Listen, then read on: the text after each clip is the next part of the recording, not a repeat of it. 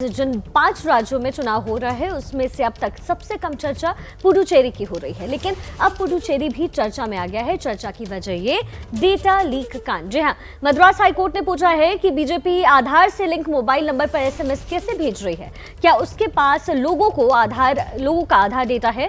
High court ने चुनाव आयोग से पूछा कि क्यों न जांच पूरी होने तक चुनाव को रोक दिया जाए।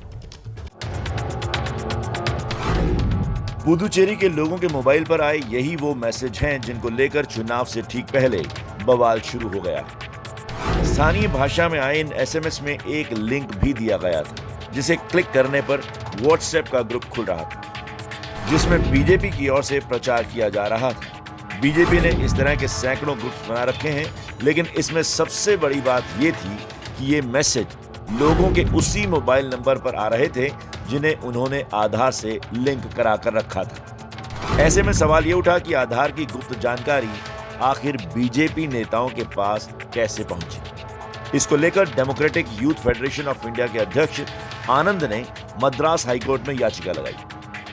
How can the political party got access to the booth level voters mobile number? That is a primary question. When they send, BJP has claimed in the High Court that they have collected the voters' contact numbers through their Karyakartas. It is not fair. How can if I am a resident of Puducherry Lospet constituency, if I am asking for some XYZ in my constituency, please give your number. How can they give their mobile numbers? Madras high court ने इस मामले की सुनवाई करते हुए इसे गंभीर मामला बताते हुए कहा कि इससे नागरिकों की निजता भंग हुई है। मामले की जांच के आदेश दे दिए गए हैं। मद्रास हाईकोर्ट ने UIDAI से जवाब मांगा है कि आखिर बीजेपी तक डाटा कैसे पहुंचा। कोर्ट में बीजेपी ने दलील दी थी कि उसके कार्यकर्ताओं ने डोर टू डोर कैंपेन करके डाटा जुटाया, लेकिन हाईकोर्ट ने बीजेपी की इस दलील को स्वीकार नहीं किया और इस पर जवाब तलब किया। साथ ही चुनाव आयोग से यह भी पूछा कि क्या इस पूरे मामले पर चुनाव आयोग जांच कर रही है।